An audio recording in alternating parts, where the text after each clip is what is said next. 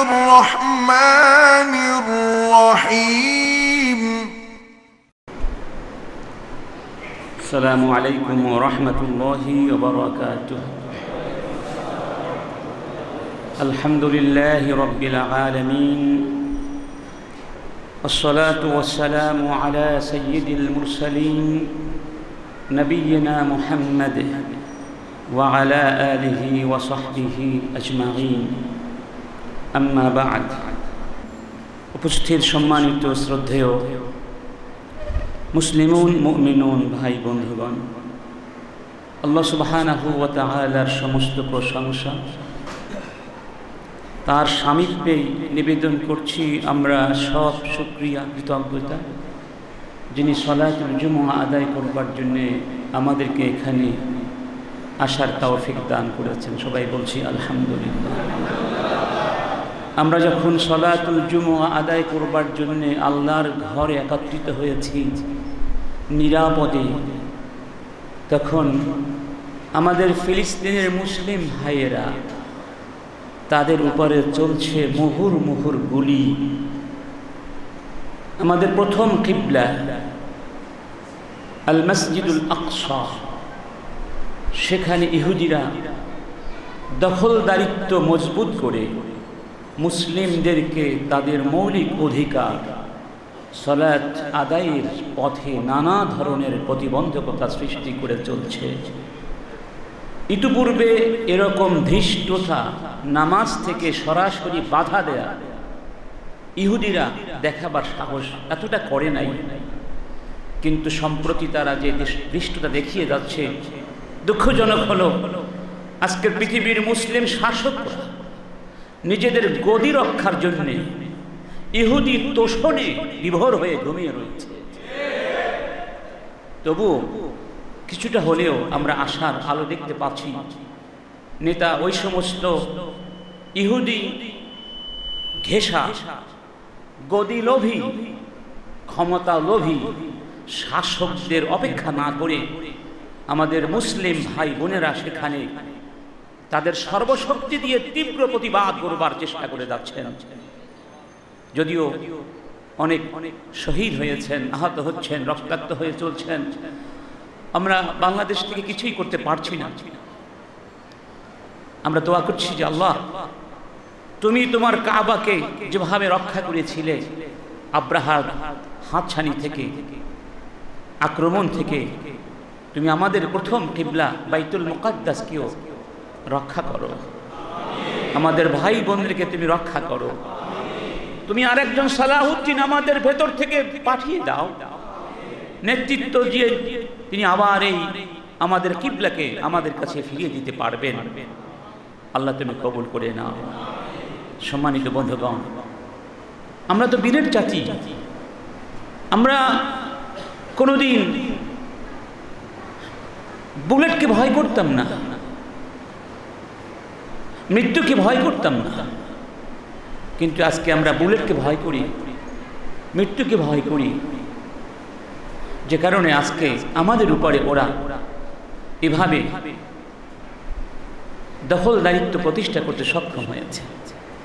আর এই কারণেই এই ঘুমিয়ে পড়া জাতিকে, ইতিহাস ঐতিহ্য ভুলে যাওয়া জাতিকে তাদের সোনালী অতীত স্মরণ করিয়ে দেওয়া দরকার, যে এরকম পরিস্থিতিতে সাহাবায়ে কেরাম কি করেছেন। রাসূল করিম সাল্লাল্লাহু আলাইহি ওয়াসাল্লাম কাফির মুশরিকদের আক্রমণ কিভাবে প্রতিহত করে ইসলামের পতাকা উন্নত করেছিলেন, উন্নত রেখেছিলেন, বিজয় ছিনিয়ে এনেছিলেন, সেই বিষয়টি আমাদের জানা দরকার।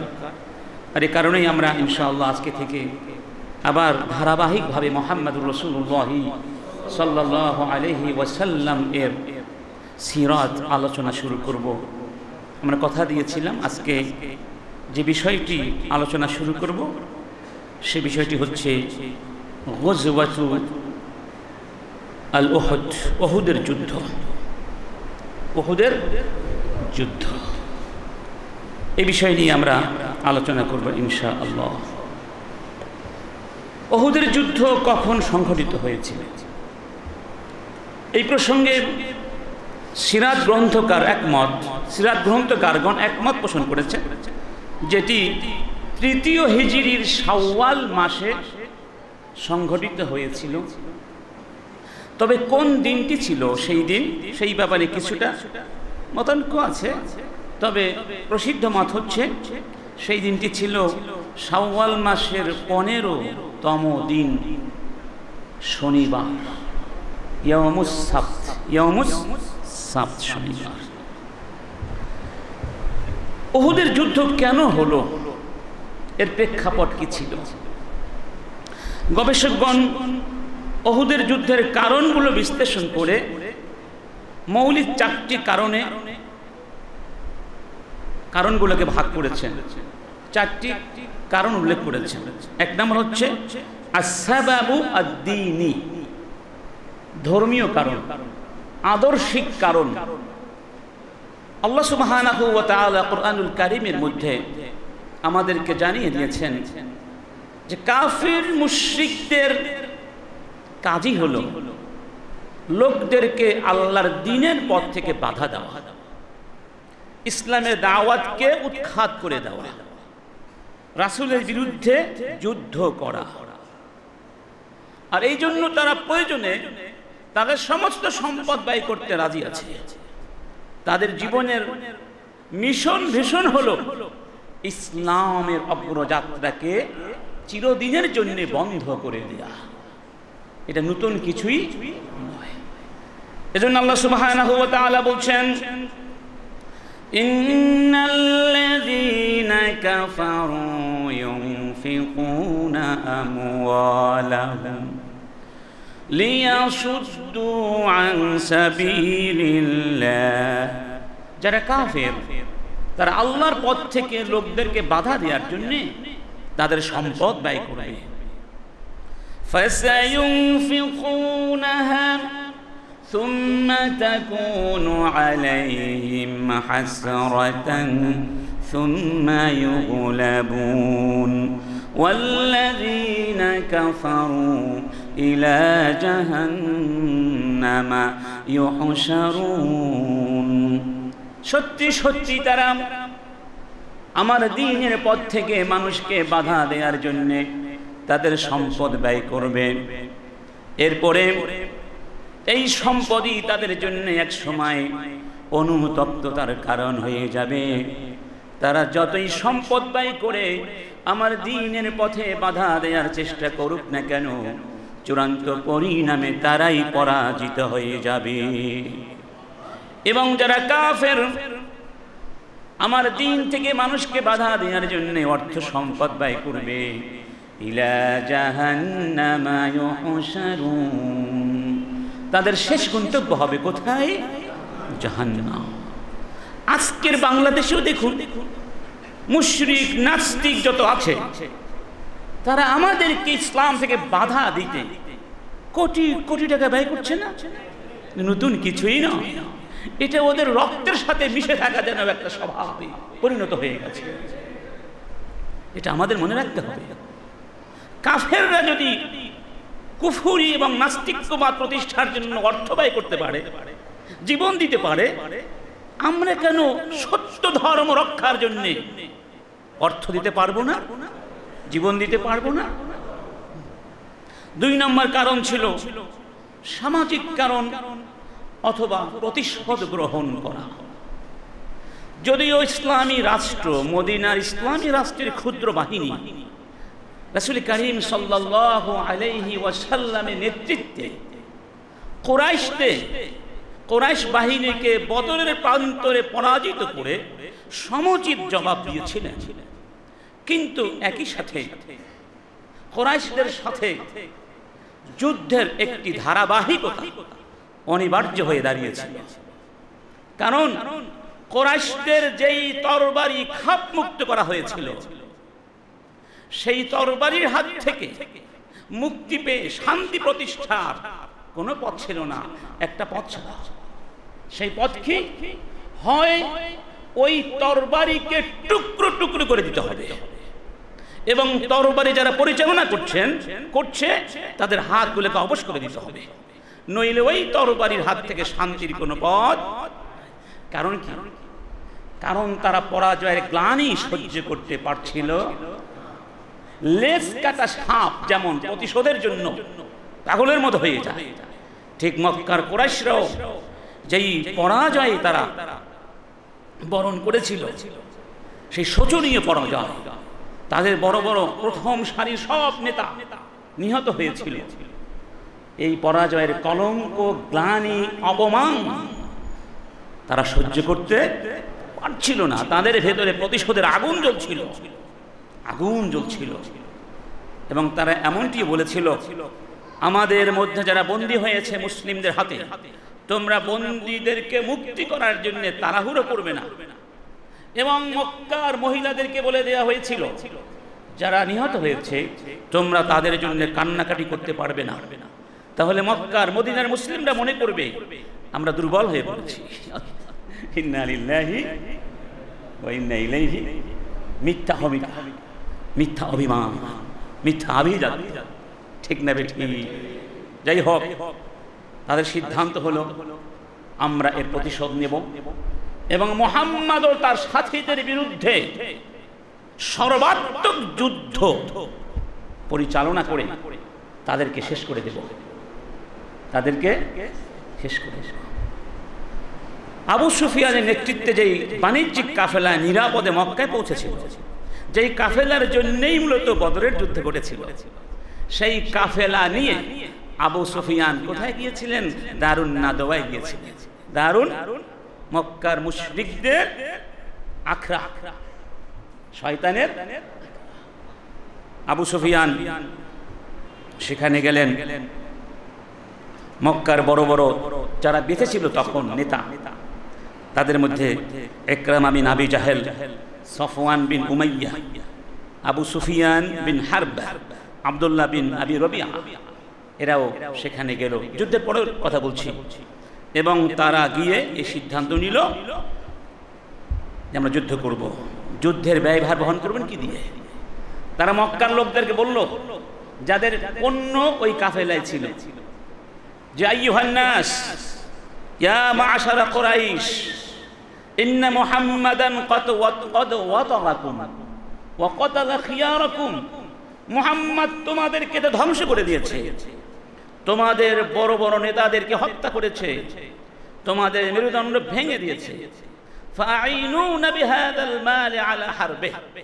এই সম্পদ দিয়ে আমাদেরকে মুহাম্মাদের বিরুদ্ধে যুদ্ধ করতে তোমরা সাহায্য করো। অর্থাৎ এই বাণিজ্যিক কাফেলা থেকে যে মুনাফা আসবে, সেই মুনাফা এবং মূলধন সহ আমাদের জন্য সামরিক খাতে তোমরা সেটা দিয়ে দাও। এটা দিয়ে আমরা কি করব? আমরা যুদ্ধ করব। তারা রাজি হয়ে গেল। কি হয়ে গেল? সেই কাফেলায় 1000 উট ছিল।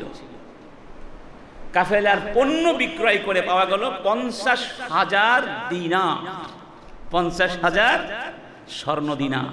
সব অর্থ মুহাম্মাদের বিরুদ্ধে নতুন করে আরেকটি যুদ্ধ পরিচালনার জন্য দান করে দেয়া হলো। এখানেই শেষ নয়, এরপরে স্বেচ্ছায় দানের অনুদানের দুয়ার খুলে দেওয়া হলো। আরো কুরাইশদের পার্শ্ববর্তী যে বিভিন্ন গোষ্ঠীগুলো ছিল, যারা কুরাইশদের সঙ্গে মৈত্রী সম্পর্ক স্থাপন করেছিল, এদেরকেও তারা উদ্বুদ্ধ করলো, প্ররোচিত করলো, তোমরাও আমাদের সাথে অংশগ্রহণ করতে পারো, তোমাদের দান খয়রাত আমাদেরকে দিতে পারো। এভাবে কানানা, আহলে তুহামা, আহাবিশ, তারা সবাই এসে তাদের সাথে যুক্ত হলো এবং টাকা পয়সা দিল। এখানে শেষ নয়, মক্কায় মুসলিম বিরোধী যুদ্ধাঙ্গী মনোভাবকে আরো চাঙ্গা করার জন্য তৎকালীন মক্কার যারা কবি ছিল, সাহিত্যিক ছিল, তাদের সাহায্য গ্রহণ করা হলো। তোমরা মুসলমানদের বিরুদ্ধে কবিতা লেখো, বিশেষ করে যারা নিহত হয়েছে সেই নিহতদের আত্মীয় স্বজনরা যেন প্রতিশোধ গ্রহণের জন্য অগ্নিশর্মা হয়ে ওঠে, তোমরা সেইভাবে আগুনের মতো কবিতা লিখে তাদের উস্কে দাও।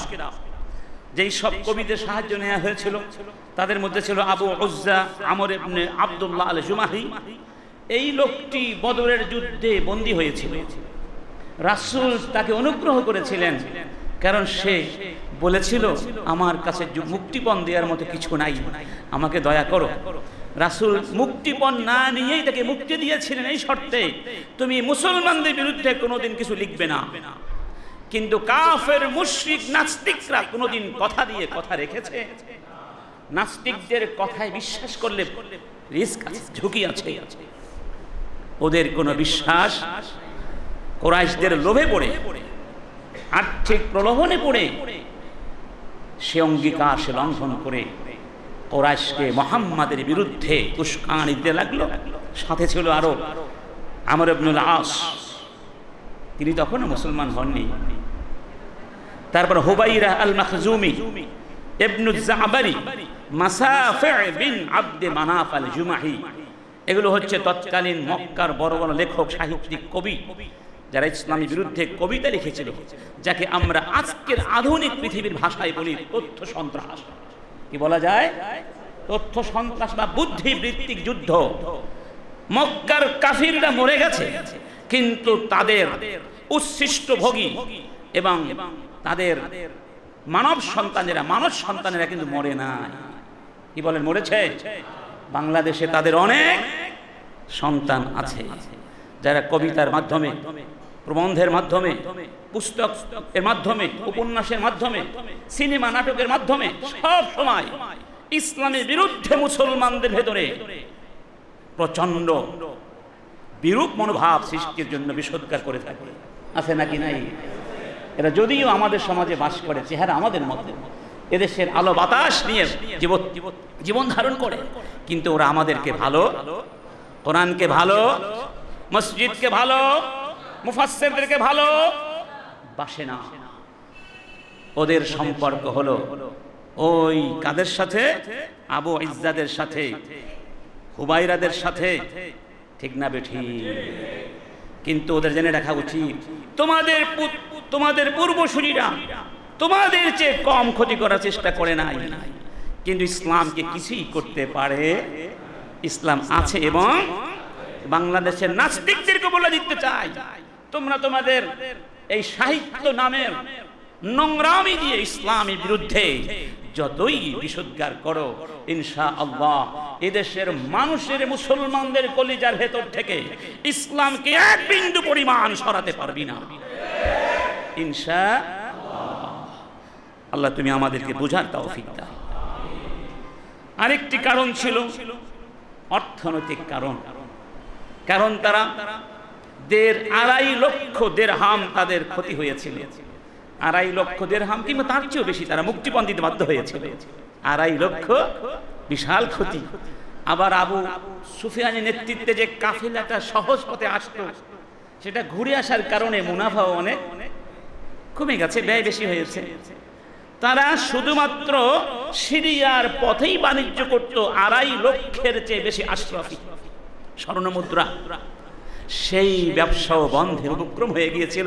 কারণ মুসলিমরা নিয়মিত টহল বসাবার কারণে প্রকৃতপক্ষে বা পারতপক্ষে মক্কার মুশরিকদের প্রতি একটি অর্থনৈতিক অবরোধ স্থাপিত হয়েছিল। তারা মূলত অর্থনৈতিকভাবে অবরুদ্ধ হয়ে পড়েছিল। কারণ তারা 2টো কাফেলা পরিচালনা করত। শীতকালে যেত ইয়ামানে, গ্রীষ্মকালে যেত সিরিয়ায়। সিরিয়া থেকে পণ্য ক্রয় করত, ইয়ামানে বিক্রয় করত। ইয়ামান থেকে ক্রয় করত, সিরিয়ায় নিয়ে 2টা ডানার মতো, একটা ডানা বন্ধ হয়ে গেলে আরেকটা নিষ্ক্রিয় হয়ে যায়। এজন্য সফওয়ান ইবনে উমাইয়া এই প্রসঙ্গে বলেছিলেন, ইন্না মুহাম্মাদান ওয়া আসহাবাহু কদ আওয়াজু আলাইনা মাতাজিরা, মুহাম্মদ এবং তার সাথীরা আমাদের ব্যবসা বাণিজ্যের পথ অবরুদ্ধ করে ধরেছে। ফামা নাদিরি কাইফা নাতাসান্নাউ বিআসহাবিহি, মুহাম্মাদের সাথীদের সাথে কিভাবে আমরা আচরণ করব বুঝতে পারছি না। ওহুম লা ইয়াবরাহুনা সাহিল, তারা তো উপকূলের পথ কখনোই ছেড়ে চলে যাচ্ছে না। কদ ওয়াদাহুম ওয়া দাখালা আম্মাতুহুম মাআ, আর উপকূলবর্তী সমস্ত জনগোষ্ঠী মুহাম্মাদের সঙ্গে হাত মিলিয়েছে। আমাদের অবস্থা খুবই সংকটাপন্ন হয়ে পড়েছে। ফামা নাদরি আইনা নাসলুক, কোন পথ দিয়ে যাব বুঝতে পারছি না। ওয়াইনা কামনা নাকুল রুসা আমওয়ালিনা, এভাবে ঘরে বসে বসে যদি আমরা আমাদের মূলধন খেয়ে ফেলি, ওয়ানাহনু ফি দিয়ারিনা হাযিহি মা লানা বিহা মিন বাকা, তাহলে আমরা বেঁচে থাকতে পারবো না, আমরা শেষ হয়ে যাব। তাহলে বোঝা গেল অর্থনৈতিক ক্ষতি পুষিয়ে নেওয়াটাও তাদের জন্য যুদ্ধের একটা কারণ হয়ে দাঁড়িয়েছে। আরেকটা কারণ হচ্ছে আসবাবু সিয়াসি, রাজনৈতিক কারণ। কারণ এতদিন মক্কায় মদিনায় সমগ্র আরব দ্বীপে কুরাইশদের সম্মান ছিল, নেতৃত্ব ছিল, কর্তৃত্ব ছিল, আধিপত্য ছিল, ছিল না? বদরের যুদ্ধে পরাজিত হওয়ার পরে তাদের সেই অবস্থান, সম্মান, নেতৃত্ব প্রচণ্ডভাবে আঘাতপ্রাপ্ত হলো। সেই অবস্থা পুনরুদ্ধারের জন্য তারা এই যুদ্ধটি করতে চেয়েছিল। এই হলো উহুদ যুদ্ধের কয়েকটি মৌলিক কারণ। এবার আসুন কিভাবে তারা তাদের সৈন্য সমাবেশ করেছিল, সেই সমাবেশে তাদের কি পরিমাণ যুদ্ধের রসদ ছিল, সৈন্যবাহিনী ছিল, একটু তাদের প্রস্তুতিটা জেনে নেই, তাদের সামরিক প্রস্তুতিটা একটু জেনে নেই। তৃতীয় হিজরির শাওয়াল মাসের 7 তারিখে তারা শনিবার মক্কা থেকে মদিনার উদ্দেশ্যে সামরিক অভিযান নিয়ে রওনা করেছিল। বদরের যুদ্ধে ঠিক 1 বছর পরে, এই 1 বছর ধরে তারা যুদ্ধের প্রস্তুতি নিচ্ছিল। 1 বছরই তাদের প্রস্তুতি মোটামুটি সম্পন্ন হয়েছিল। এইবার অভিযানে তারা কুরাইশ এবং কুরাইশদের মিত্র পক্ষ সব মিলিয়ে 3000 সৈন্য সংগ্রহ করতে সক্ষম হলো। আর বদরে ছিল কত? 1000। এবার হয়েছে কত হাজার? 3000 সৈন্য ছিল তাদের সে অভিযানে। সাথে ছিল 200 উট। কয় শত? 3000 উট, 200 ঘোড়া, 700 বর্ম, 50,000 দিনার। আরো ছিল এক ঝাঁক মক্কার অভিজাত সুন্দরী রমণী। কেন? এই নারীরা তাদেরকে যুদ্ধ করতে উদ্বুদ্ধ করবে। সামনে আলোচনা আসবে কিভাবে নারীরা তাদেরকে যুদ্ধের ময়দানে যুদ্ধ করতে প্ররোচনা দিয়েছিল। নারীদের সংখ্যা কারো মতে 8 জন, কারো মতে 14 জন, কারো মতে 15 জন ছিল। এদের মধ্যে উল্লেখযোগ্য হচ্ছে হিন্দ, উতবার মেয়ে এবং আবু সুফিয়ানের স্ত্রী, উম্মে হাকিম, ইকরামা বিন আবি জাহেলের স্ত্রী, ফাতেমা বিনতুল ওয়ালিদ, খালিদের বোন, খালিদ বিন ওয়ালিদের বোন, বারাজা, তায়েফের সেই নিষ্ঠুর নেতা মাসউদ থাকাফির মেয়ে, এবং আরো ছিল আমর ইবনে আল-আসের স্ত্রী, আরো ছিল মুসআব বিন উমাইরের মা, মুসআব বিন উমাইরের। সর্বাধিনায়ক ছিল আবু সুফিয়ান বিন হারব, আর অশ্বারোহীদের দায়িত্বে ছিলেন খালিদ বিন ওয়ালিদ।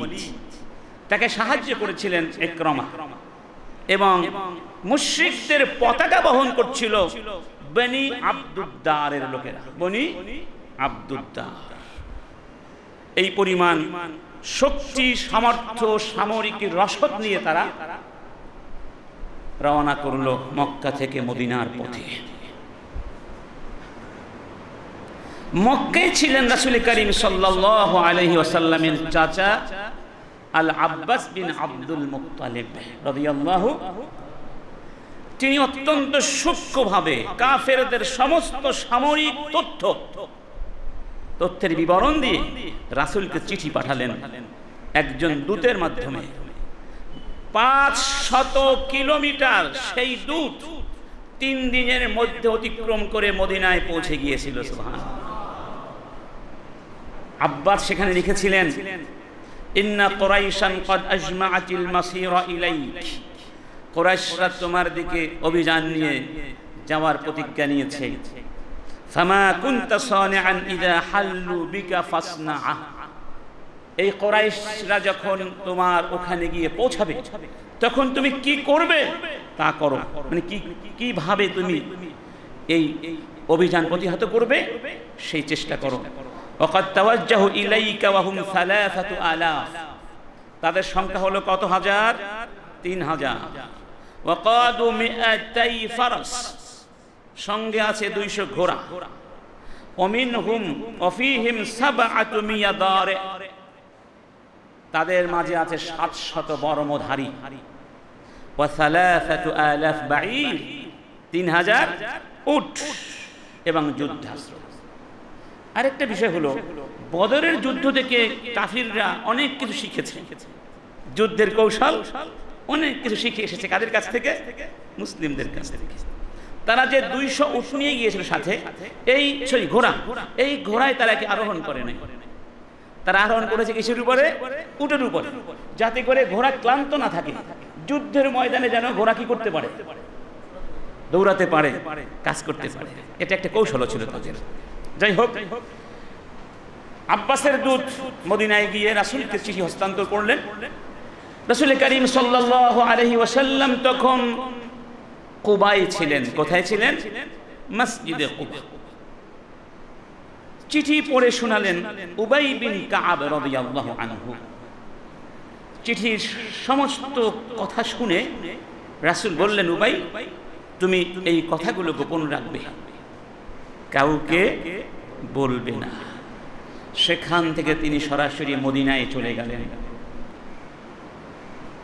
মদিনায় গিয়ে সাহাবায়ে কেরামদেরকে নিয়ে বসলেন, যারা মুরব্বী সাহাবী আছেন, পরামর্শ করতে বসলেন কি করা যায়, কিভাবে কুরাইশদের এই আক্রমণ প্রতিহত করা যায়।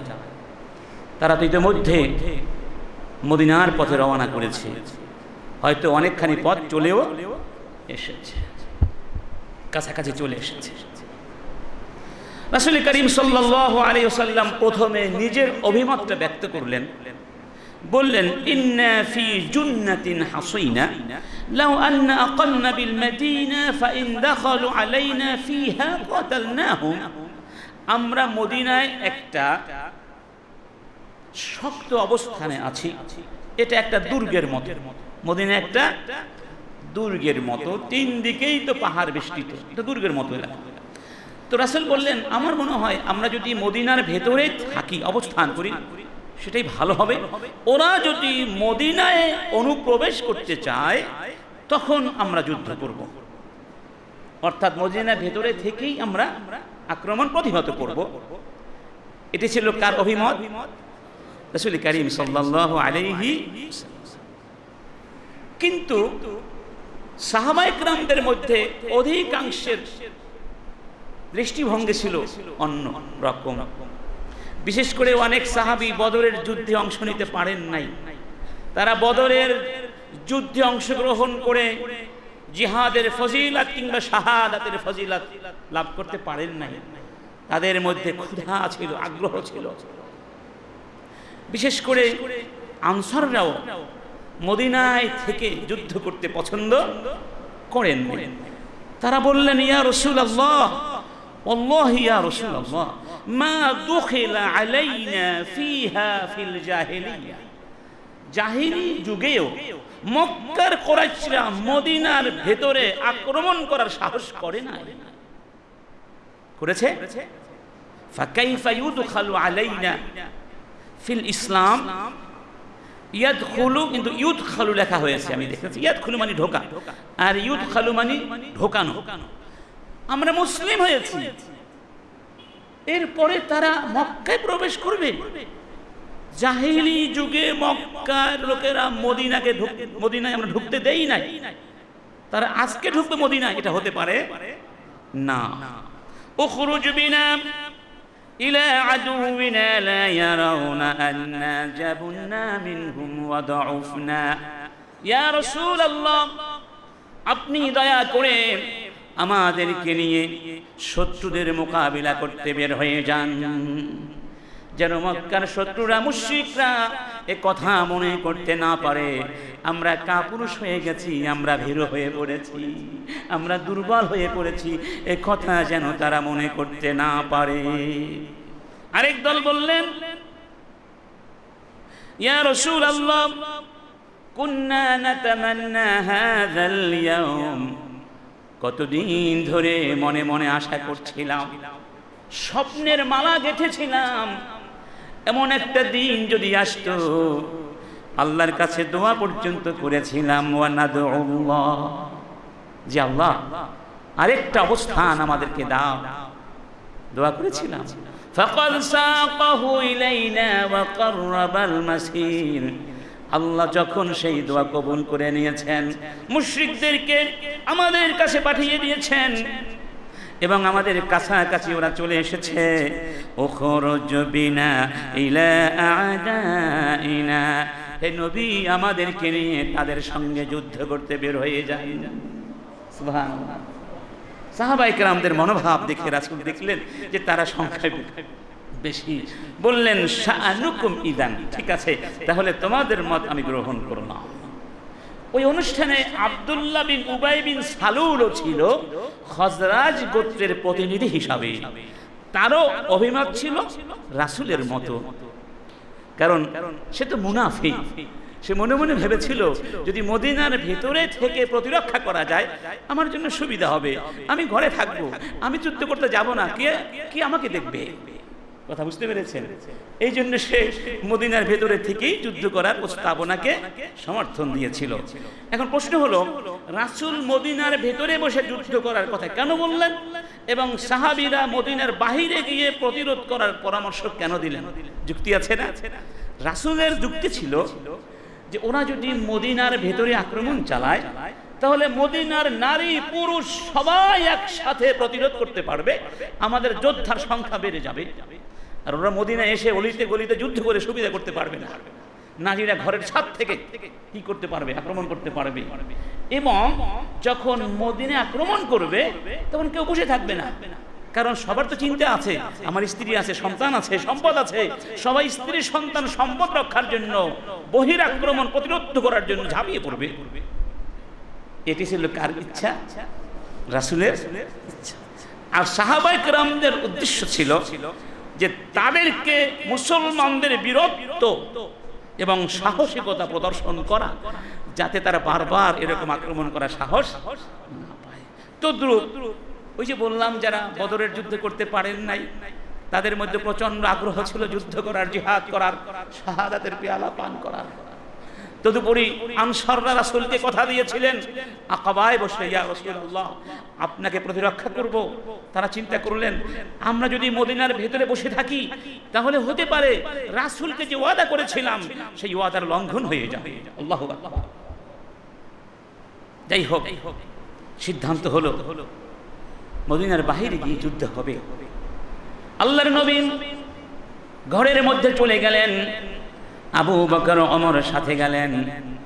আল্লাহর নবীকে তারা মাথায় শিরস্থান পরিয়ে দিলেন, উপরে নিচে দুটো বর্ম রাসূলকে পরিয়ে দেয়া হলো, রাসূলের হাতে তরবারি তুলে দেয়া হলো। সম্পূর্ণ যুদ্ধের বেশ ধারণ করে আল্লাহর নবী যখন সাহাবায়ে কেরামদের সামনে হাজির হলেন, সেই দিনটি ছিল ইয়াউমুল জুমুআ, ইয়াউমুল যুদ্ধের আগের দিন। যুদ্ধের জুমার নামাজ পড়লেন, আসরের নামাজ পড়ার পরের ঘটনা। আল্লাহর নবী যখন যুদ্ধের জন্য প্রস্তুত হয়ে সাহাবীদের সামনে আসলেন, সাহাবীরা বলাবলি করতে লাগলেন, মনে হয় আমরা বেয়াদবি করে ফেলেছি, রাসূলের অভিমত, রাসূলের দৃষ্টিভঙ্গি সম্মান করা হয়নি, আমরা রাসূলের দৃষ্টিভঙ্গি মানি নাই, ভুল হয়ে গেছে। গিয়ে বললেন, ইয়া রাসূলুল্লাহ শাআনুকা ইযান, আপনার মতামতকে আমরা অগ্রাহ্য করেছি, আমাদেরকে মাফ করে দিন, আপনি যা বলেছিলেন তাই হোক, মদিনার ভেতরে বসেই প্রতিরক্ষা করা হোক। রাসূল কারীম বললেন, তা হয় না, ইন্নাহু লাইসা লি নাবিয়্যিন ইযা লাবিসা লি উম্মতিহি আইয়াদআহা হাত্তা ইউকাতিল। কোন নবী যখন যুদ্ধের পোশাক পরিধান করে ফেলেন যুদ্ধ না করা পর্যন্ত ওই পোশাক খুলে ফেলা তার জন্য শোভা পায়, মানে সিদ্ধান্ত হয়ে গেছে। সিদ্ধান্ত ওয়াইদা আযামতা ফাতাওয়াক্কাল আলাল্লাহ, যখন সিদ্ধান্ত হয়ে যাবে, প্রতিজ্ঞা করে ফেলবে, এবার বাস্তবায়নে ঝাঁপিয়ে সাহাবায়ে কেরাম কে তিনি আদেশ করে দিলেন, প্রস্তুত হয়ে যাও। এবং তিনি মদিনায় জরুরি অবস্থা ঘোষণা করে দিলেন। 50 জনের একটা বাহিনী তৈরি করলেন যে তোমরা আজকে সারা রাত মদিনা পাহারা দেবে, অলিতে গলিতে টহল দেবে, যেন ওরা আক্রমণ করতে। আর কিছু সাহাবী তারা মসজিদের দুয়ারে প্রহরীর দায়িত্ব পালন করলেন, রাসূল করিম সাল্লাল্লাহু আলাইহি ওয়াসাল্লামকে যেন কেউ আক্রমণ করতে।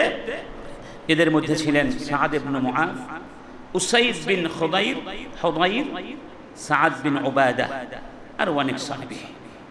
সম্মানিত উপস্থিতি, এরপরে রাত্রিবেলা গভীর রাতে রাসূল করিম সাল্লাল্লাহু আলাইহি ওয়াসাল্লাম বের হলেন। কারণ রাত্রিবেলা কেন বের হলেন? তখন সবাই ঘুমিয়ে পড়ে। মুশরিকরা, শত্রু বাহিনী তো ক্লান্ত, ঘুম আসবে না, ওরা ঘুমিয়ে পড়বে, নির্বিঘ্নে রাস্তা চলতে পারবেন, গরম থাকবে না। একটা সুন্দর পরিবেশে তিনি রওনা করলেন। রাসূলের বাহিনীর সংখ্যা ছিল 1000। কয় হাজার? 1000 সাহাবী নিয়ে, বাহিনী নিয়ে, সৈন্য সংখ্যা নিয়ে তিনি রওনা করলেন। মক্কা আর মদিনার মধ্যে একটা জায়গা আছে, তার নাম হলো সাউথ। এই সাউথ নামক জায়গা যাওয়ার পরে মুনাফিকের সর্দার, মুনাফিকদের সর্দার আব্দুল্লাহ বিন উবাই বিন সালুল 300 সৈন্য নিয়ে পেছন থেকে পালিয়ে গেল বা চলে যাওয়ার প্রস্তুতি নিল। চলে যাওয়ার প্রশ্ন করতে পারেন, যদি সে চলেই যাবে, পালিয়েই যাবে, তাহলে রাসূলের সঙ্গে কেন এই পর্যন্ত আসলো? একেবারে শত্রুদের কাছাকাছি চলে এসেছে, এই অবস্থায় সে কেন চলে গেল? আসলে আব্দুল্লাহর উদ্দেশ্য কখনোই যুদ্ধ করা ছিল না। মুসলমানদেরকে মানসিকভাবে তাদের সাহস এবং শক্তিকে হতোদ্যম করার জন্য এই কাজটি সে করেছিল। এই অবস্থায় যদি 3 ভাগের 1 ভাগ শক্তি চলে যায়, তাহলে স্বাভাবিকভাবেই বাকিদের মনে কি আসতে পারে?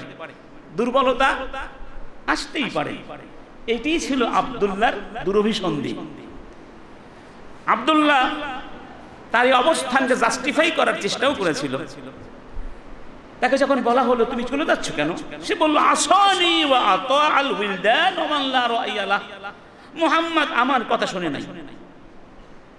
আমি বলেছিলাম মদিনার মধ্যে থাকতে, মুহাম্মদ এই কিছু উইলদান, উইলদান অর্থ বাচ্চা কাচ্চা, যাকে আমরা বলি পোলা পাই, কিছু বাচ্চা কাচ্চার কথা, কি শিশুদের মত গ্রহণ করেছে, যাদের আসলে কোনো মত থাকতে পারে না। যেহেতু আমার অভিমত সে গুরুত্ব দেয়নি, তাই আমি থাকবো না। আলামা নুকাতিল, আর যুদ্ধ করব কি জন্য?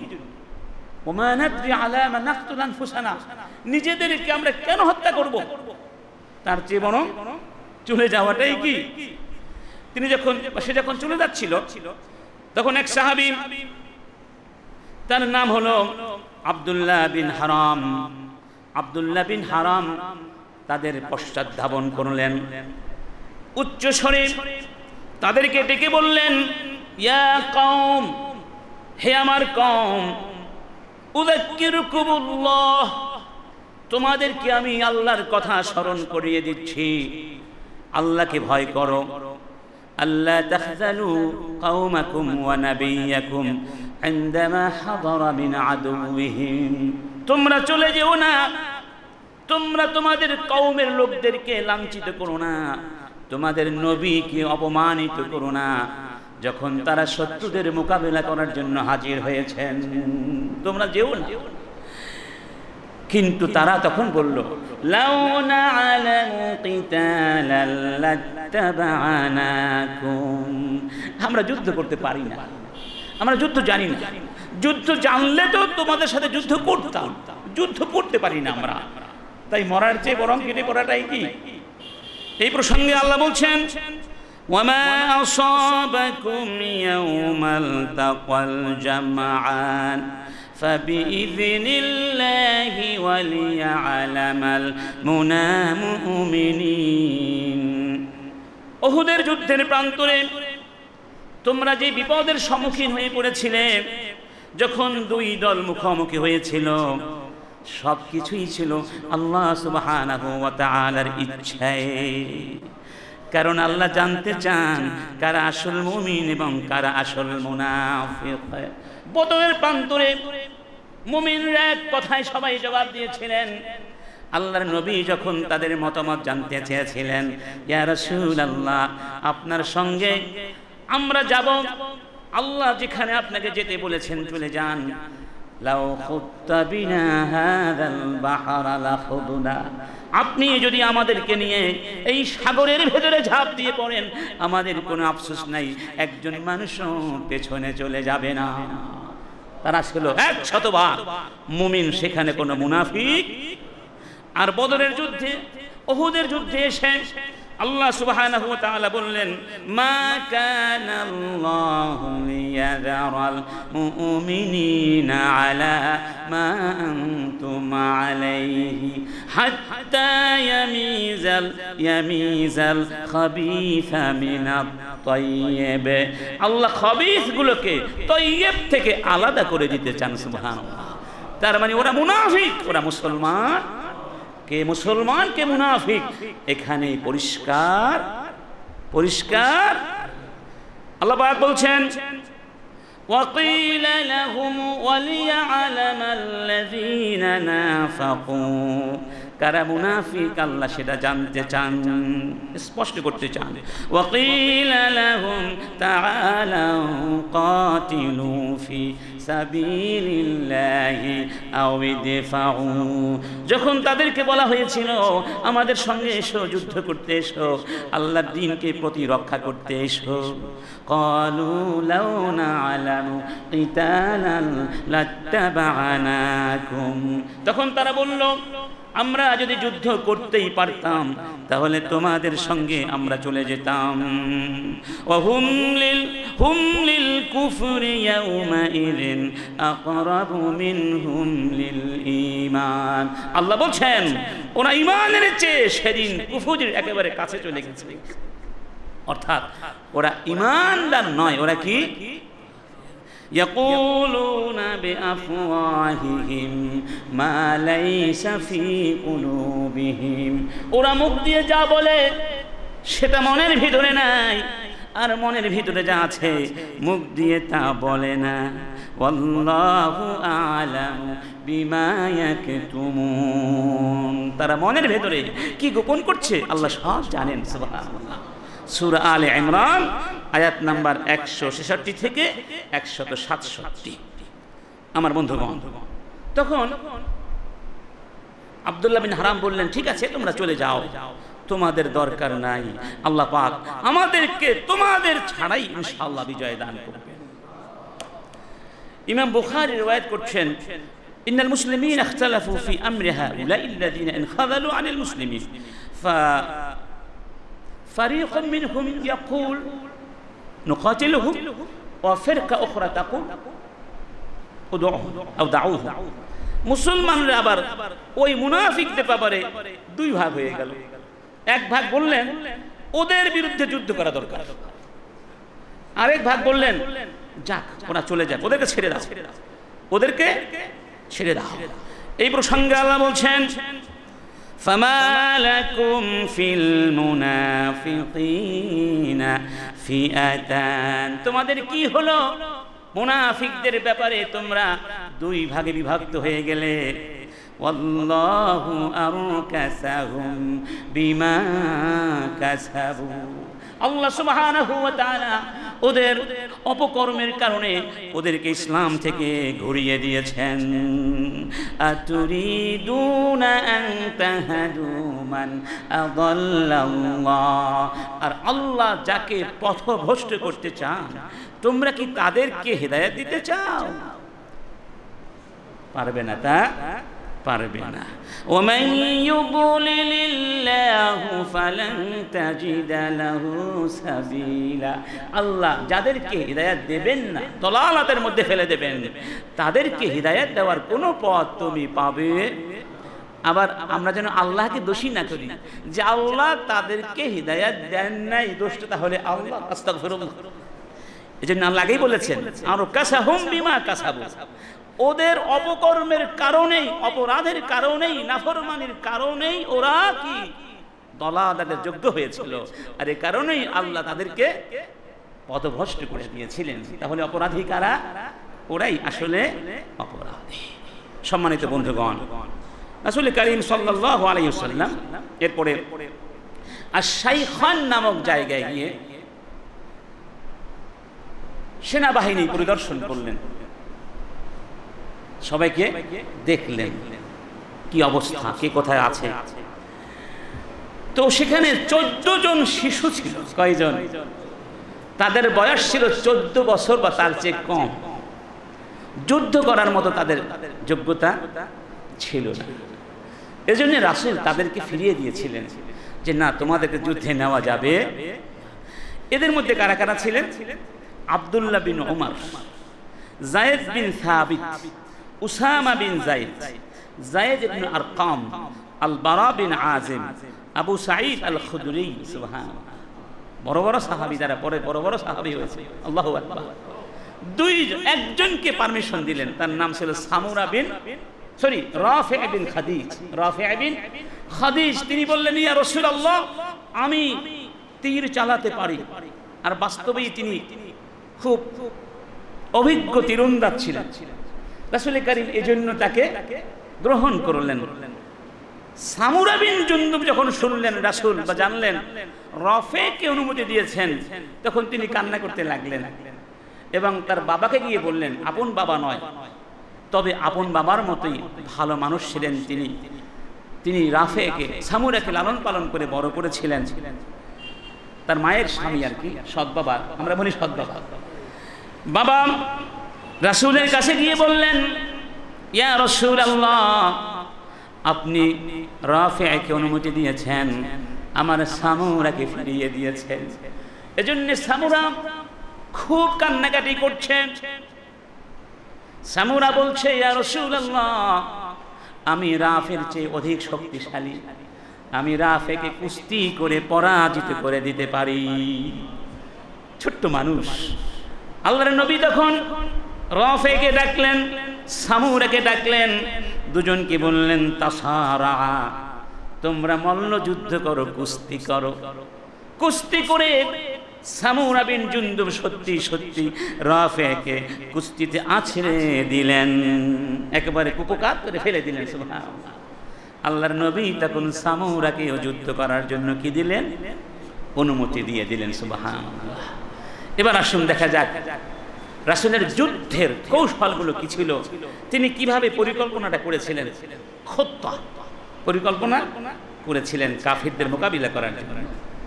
আল্লাহর নবী অত্যন্ত সূক্ষ্ম পরিকল্পনা করলেন। প্রথমে একটা সুন্দর জায়গা নির্বাচন করলেন, যুদ্ধ করবার জন্য সামনে আসবে এবং যারা যোগ্যতা রাখে যুদ্ধ করবার জন্য এরকম লোক দেখে দেখে বাছাই করে নিলেন এবং পুরো বাহিনীকে 3টি বাহিনীতে ভাগ করে নিলেন। কয়টা বাহিনী? একটি হলো কাতিবাতুল মুহাজিরিন, মুহাজিরদের বাহিনী। এই বাহিনীর পতাকা তুলে দিলেন মুসআব বিন উমাইরের হাতে। আরেকটা বাহিনী ছিল কাতিবাতু আউস, আল আউস মিনাল আনসার, আউস গোত্রের বাহিনী, আউস বাহিনী। এই বাহিনীর পতাকা তুলে দিলেন এই বাহিনীর, এই কওমের গোত্রপতি অর্থাৎ নেতা উসাইদ বিন হুদাইরের হাতে। আরেকটা বাহিনী হলো কাতিবাতুল খাজরাজ, খাজরাজ বাহিনী। এই বাহিনীর পতাকা তুলে দিয়েছিলেন আল হাব্বাব ইবনুল মুনযিরের হাতে। হাব্বাবের নামটা মনে আছে? অনেকে হুব্বাব বলেছেন, হুবাব বলেছেন, হাব্বাব বলেছেন। হাব্বাব যিনি ওই যে বদরের প্রান্তরে মুসলিমদের শিবির স্থাপন করার ব্যাপারে জায়গা নির্ধারণের ব্যাপারে পরামর্শ দিয়েছিলেন, সেই রণকৌশলী প্রসিদ্ধ সাহাবী হাব্বাবকে দিলেন খজরাজ গোত্রের পতাকা বা নেতৃত্ব। সুবহানাল্লাহ। এটা হলো 1 নম্বর কৌশল, পরিকল্পনা। 2 নম্বর, আল্লাহর নবী সাহাবীদের সামনে দাঁড়িয়ে এক চমৎকার খুতবা দিলেন, ভাষণ দিলেন। সেই ভাষণের মধ্য দিয়ে তাদেরকে আল্লাহর পথে জান মাল নিয়ে সর্বশক্তি নিয়ে ঝাঁপিয়ে পড়বার জন্য উদ্বুদ্ধ করলেন, অনুপ্রাণিত করলেন। ইমাম আল ওয়াকিদি রাহিমাহুল্লাহ, সিরাত গ্রন্থকার, তিনি রাসূলের সেই খুতবা ভাষণকে এভাবে উল্লেখ করেছেন। রাসূল বলেছিলেন, আইয়ুহান নাস, হে লোক সকল, উসীকুম বিমা আওসানি আল্লাহু ফি কিতাবিহি মিনাল আমালি বিতাআতিহি ওয়াত তানাহি আন মাহারিমিহি। আমি তোমাদেরকে সেই নির্দেশ দিচ্ছি যেই নির্দেশ আল্লাহ কোরআনে দিয়েছেন, সেটি হচ্ছে আল্লাহ সুবহানাহু ওয়া তাআলার আনুগত্য করো এবং সমস্ত মাহারিম হারাম নিষেধাজ্ঞা থেকে বিরত থাকো। সুম্মা ইন্নাকুমুল ইয়াউমা বিমানজিলি আজরিন ওয়া যুখরিন, তোমরা আজকে যে স্থানে দাঁড়িয়ে রয়েছো, যে অবস্থানে দাঁড়িয়ে আছো, এটি হলো আজর এবং যুখর। যুখর পরকালের জন্য পাথেয় সঞ্চয় করবার, আল্লাহর পক্ষ থেকে প্রতিদান সওয়াব লাভের এক মহা সুযোগের স্থান। সুবহানাল্লাহ। কার জন্য? লিমান যাকারাল্লাহ, লিমান যাকারাল্লাযী আলাইহি, যেই ব্যক্তি নিজের দায়িত্বের কথা অনুধাবন করবে। সুম্মা ওয়াত্তানা নাফসাহু আলাস সাবরি ওয়াল ইয়াকিনি, এবং নিজেকে সবর, ধৈর্য এবং দৃঢ় বিশ্বাস দ্বারা উজ্জীবিত করবে। ওয়াল জাদ্দি ওয়ান নাশাত, এবং নিজেকে কর্মদীপ্ত রাখবে, তৎপর করে রাখবে জিহাদের ময়দানে ঝাঁপিয়ে পড়বার জন্য।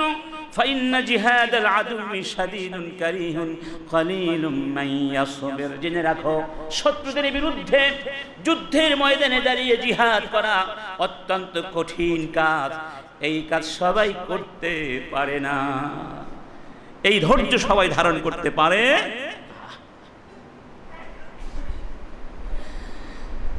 ইল্লা মান ইয়াসবির আলাইহি ইল্লা মান আযামা আল্লাহু রুশদাহ, তবে আল্লাহ সুবহানাহু ওয়া তাআলা যাকে ধৈর্য ধারণ করবার শক্তি দান করেন।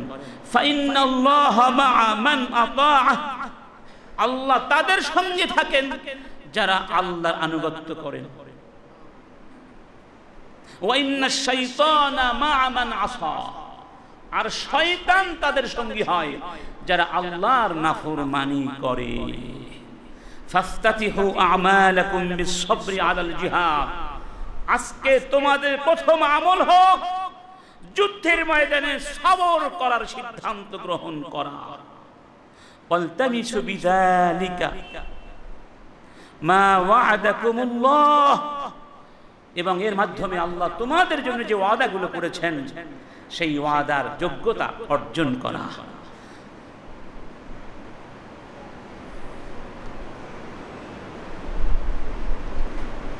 ফাইন্নী হারিসুন আলা রুশদিকুম, আমি তোমাদের কল্যাণের জন্য চেষ্টা করছি।